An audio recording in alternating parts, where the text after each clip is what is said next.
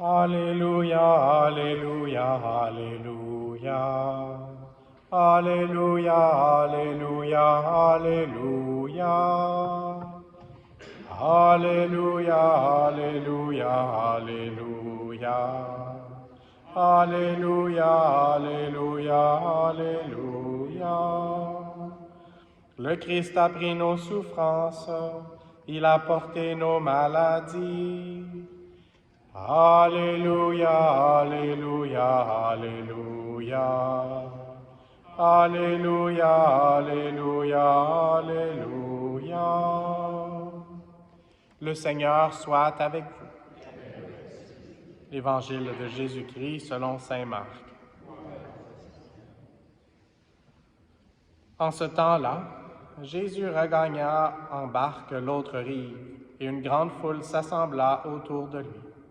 Il était au bord de la mer. Arrive un des chefs de synagogue nommé Jaïr.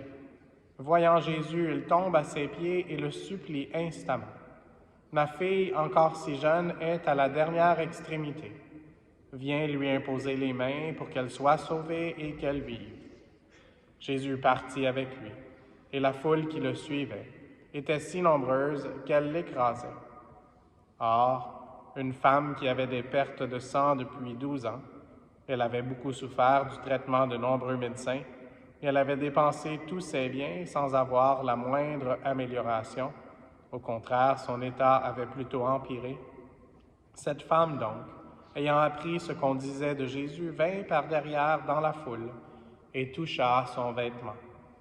Elle se disait en effet, « Si je parviens à toucher seulement son vêtement, je serai sauvée. » À l'instant, l'hémorragie s'arrêta. Elle ressentit dans son corps qu'elle était guérie de son mal. Aussitôt, Jésus se rendit compte qu'une force était sortie de lui.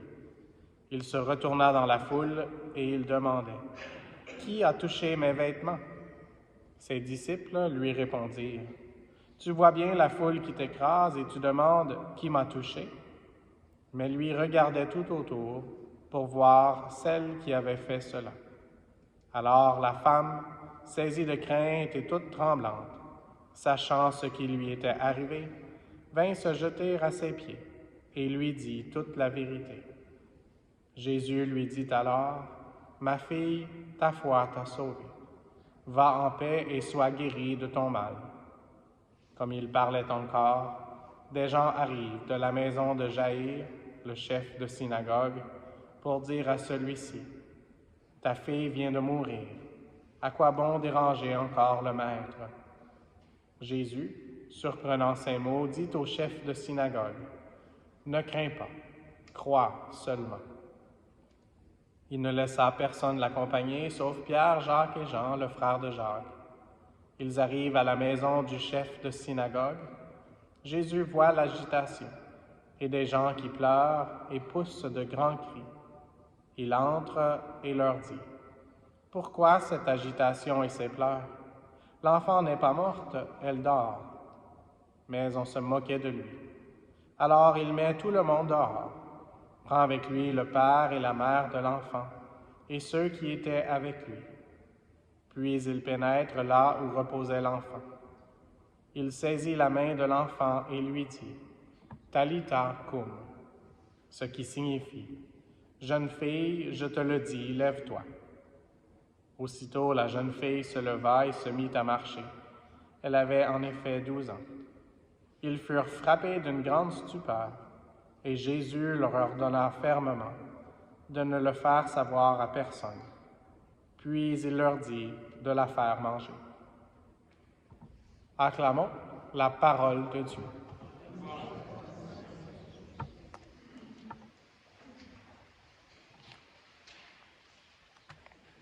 C'est quand même un long évangile qu'on a aujourd'hui. C'est rempli de beaucoup de mots et c'est rempli aussi de beaucoup d'actions.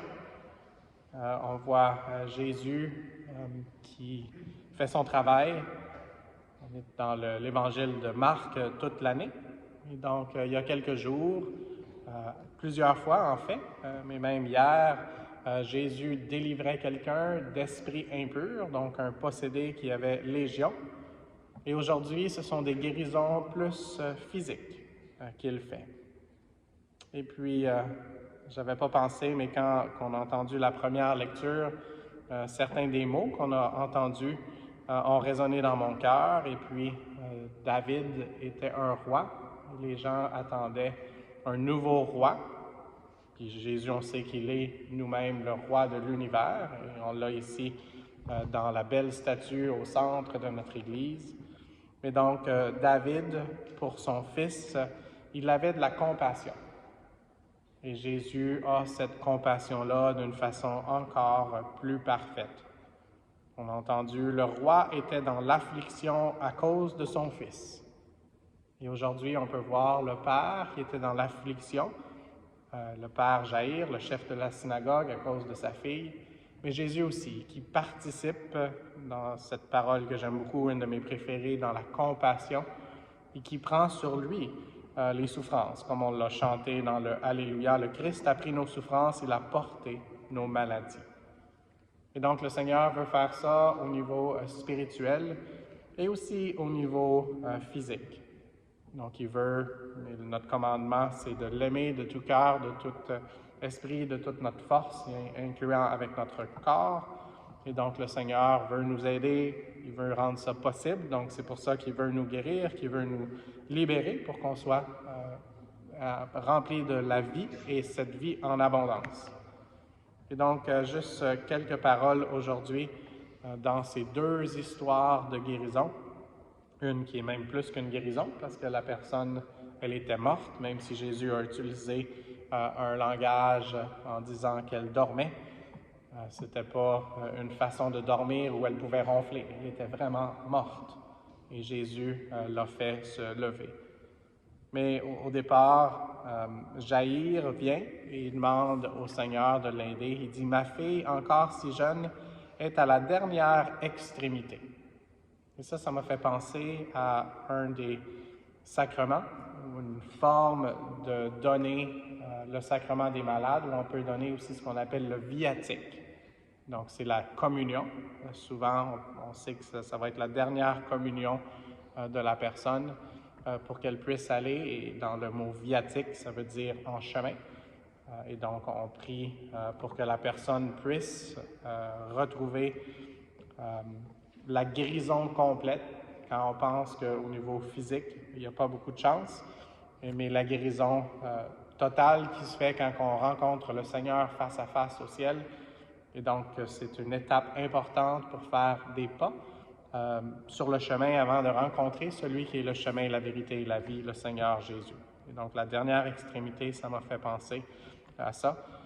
Et puis, la façon dont Jésus essaie de guérir les gens, souvent, c'est en imposant les mains.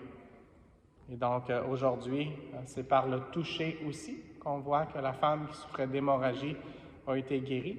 Ce n'est pas Jésus qui a imposé les mains, mais c'est elle qui a touché juste à son vêtement avec la foi. Et puis, à partir de ça, il y a une force qui est sortie de lui et qui l'a guéri. Et donc, dans un moment, nous aurons la chance, chance, c'est peut-être pas le meilleur mot, mais la bénédiction de pouvoir pas seulement toucher le vêtement du Seigneur, mais le recevoir pour qu'il puisse nous donner la force pour continuer dans notre propre cheminement. Lui qui est vraiment présent dans l'Eucharistie, dans son corps et son sang. Donc, approchons-nous avec beaucoup de foi, en reconnaissant que c'est un mystère et demandons que notre Amen en le recevant soit un qui nous aide à croître en foi, en espérance et en charité. Je veux juste revenir sur quelques autres des mots qu'on a entendus dans cet évangile vers la fin. Et Jésus qui nous dit ça aussi. Pourquoi cette agitation et ces pleurs? Peut-être qu'on est agité sans pleurer pour certaines situations de notre vie, mais le Seigneur est là. Le Seigneur est la solution. Le Seigneur est la solution même plus forte que la mort et le péché. Il est vraiment le Tout-Puissant.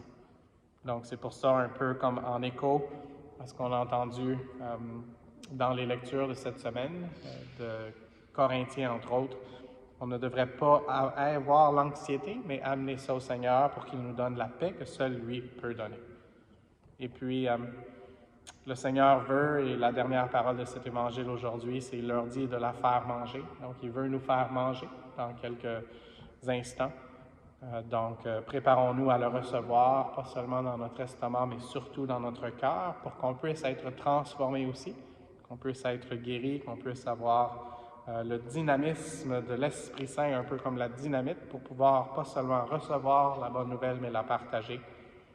Et puis, je vais terminer avec cette phrase qui n'est pas traduite dans notre évangile, on l'a dit, dans le langage « Talitha koum ».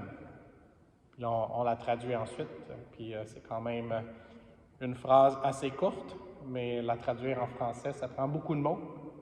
Mais le Seigneur, il est la parole, et donc il nous dit à chacun de nous, Talitha koum, où il nous dit jeune fille, jeune homme, même pour ceux peut-être qui célèbrent leur anniversaire aujourd'hui, qui sont un peu plus vieux, jeune fille, jeune homme, je te le dis, lève-toi. Alors, levons-nous, pas tout de suite, mais bientôt, pour le recevoir, lui qui veut nous donner les pas pour continuer sur le chemin jusqu'à l'éternité, où on va s'endormir, mais dans la paix du Christ, et cette paix qu'on va se partager dans quelques instants aussi. Amen.